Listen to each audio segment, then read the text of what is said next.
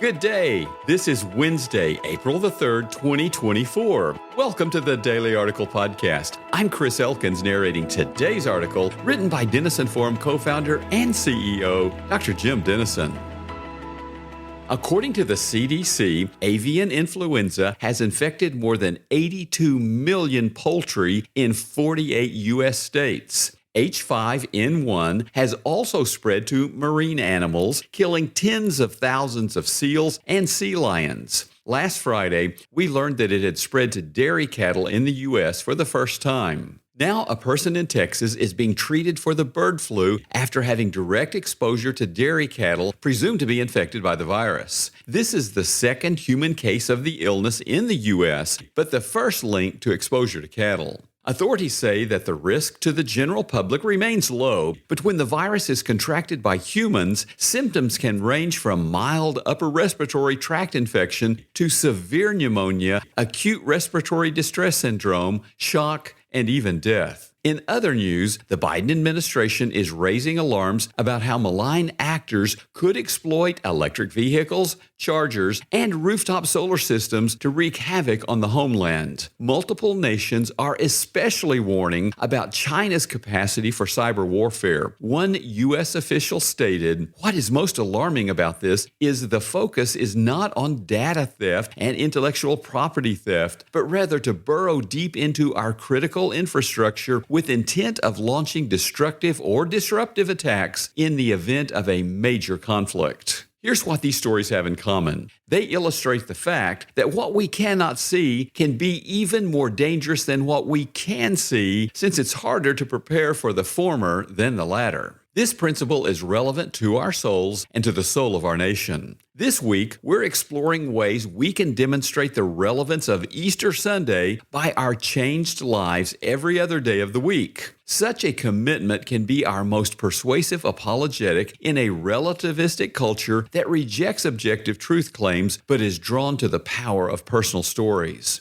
Advertisers and others in popular media know the persuasive attraction of this power. That's why most commercials tell a story to sell a product or a service. It's why reality television is so popular and why vocal competitions center on the stories of the participants as much as their singing ability. Of course, Satan knows the power of stories as well. That's why he does all he can to keep us from being the change we wish to see. One of his most effective tools is to tempt us to commit sins whose consequences are unseen in the present, hoping we'll be deluded into believing that they'll remain secret in the future. He knows better, and so should we. Here's our problem. When we embrace the biblical promise of 1 John 1 verse 9 that God forgives all we confess, and in Isaiah 43 verse 25 forgets all he forgives, we can be deceived into thinking we can commit secret sins, confess them, and be forgiven without consequences.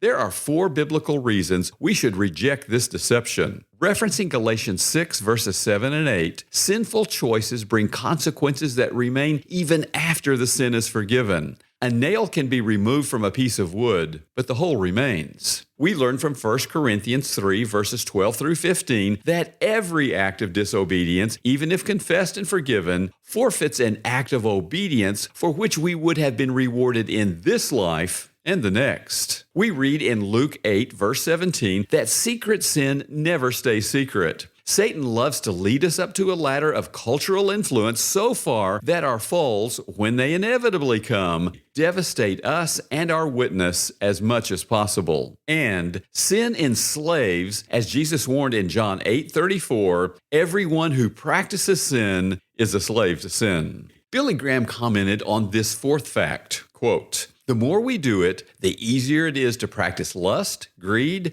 hate, lying, stealing, or whatever it may be, pride, jealousy, anger. These things beset all of us, and the more we yield to the pressure, the more easily we'll yield the next time." End quote. Would you decide now that you want the Holy Spirit to make you more holy than you are today? If so, take these biblical steps. 1. From Psalm 103, verse 12, ask the Spirit to bring to mind any secret sins in your life, then confess what comes to your thoughts and claim your Father's forgiveness. 2.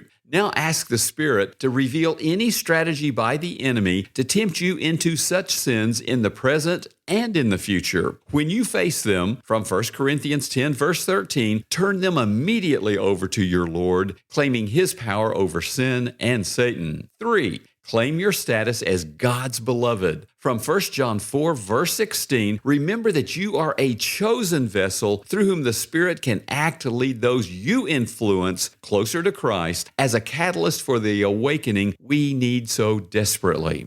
If we take these steps each day, we'll, to quote Max Lucado, live in such a way that the world will be glad we did. The time to choose such a legacy is now. Thank you for listening to today's Daily Article podcast. If you would also like to read the daily article with its citations and references linked to their sources, find links in the episode notes to read today's article and to subscribe to the Daily Article email newsletter.